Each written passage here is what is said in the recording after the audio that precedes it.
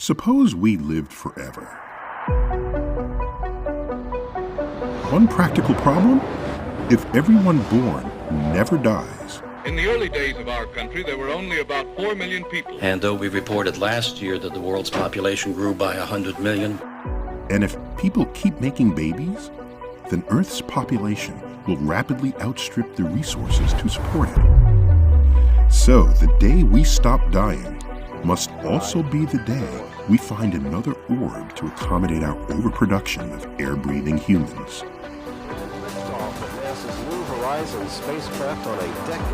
This need for extra planets will never cease. But the universe is vast, and just in our small sector of the galaxy, the catalogs are now rising through 5,000 known exoplanets. We just need to invent terraforming technologies and either warp drives or wormhole transportation systems, and all will be fine. But why do we long to live forever? We want to live forever because we fear death. We fear death because we are born knowing only life. Yet we don't fear having never been born. While it's surely better to be alive than dead, it's even better to be alive at all than to not ever exist. Religion through the ages has offered detailed accounts for what happens after death. For some, it includes what happened before you were born, a basic tenet of reincarnation. Science doesn't have much to say about Valhalla, or Elysium, or Hades, or heaven, or hell, or the spirits of your ancestors. The methods and tools of science do, however, make cold, concrete statements about what happens when you die. Upon death, there is no evidence that you experience the consciousness you enjoyed while alive. The electrochemical source of all your thoughts, feelings, and sensory awareness of the universe, your brain, which normally lights up an MRI, becomes starved of oxygen. We know that's you disappearing because people who experience a series of ultimately fatal strokes tragically and systematically lose function of their mind and body as they descend into a state of non-existence. That's not as odd as it sounds. Were you conscious before you were conceived? Did you complain? Where am I? How come I'm not on Earth? No, you simply didn't exist. And if you're lucky to be born, your non-existence before life bookends your non-existence after death.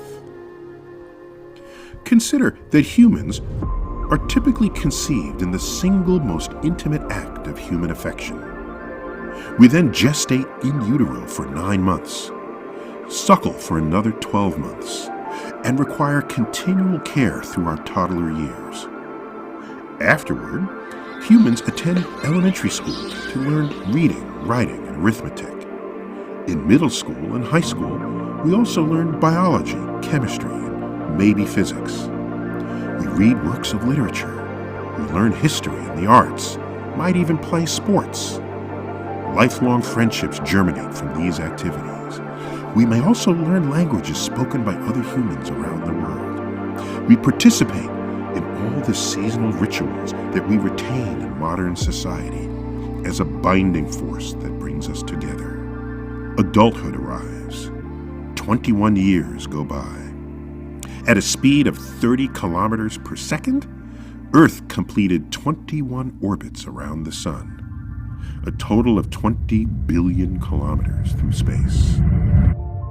All along, humans invent, refine, and perfect anti-personnel weapons such as landmines, assault rifles, missiles, and bombs, any one of which can end a life in an instant. Wars have taken a staggering and tragic toll on human life since pre-civilization. Yet even excluding organized armed conflict, humans find reasons to murder other humans at a rate that exceeds 400,000 per year. Yes, worldwide, humans commit homicide more than 1,000 times per day. Do you know do you really know how precious life is? The total number of people who have ever been born is about 100 billion. Yet the genetic code that generates viable versions of us is capable of at least 10 to the 30th variations. That astronomically huge number is a 1 followed by 30 zeros, providing a million, trillion possible souls. Run through them all, and eventually we end up with you again, or at least your twin. But that won't happen anytime soon. So far, our branch of the tree of life has produced no more than 0.000000000000001% of all possible humans, forcing the conclusion that most people who could ever exist will never even be conceived. Each of us, for all practical purposes, is unique in the universe, now and forever. Being alive is the time to celebrate being alive, every waking moment. All along the way, why not strive to make the world a better place today than yesterday, simply for the privilege of having lived in it?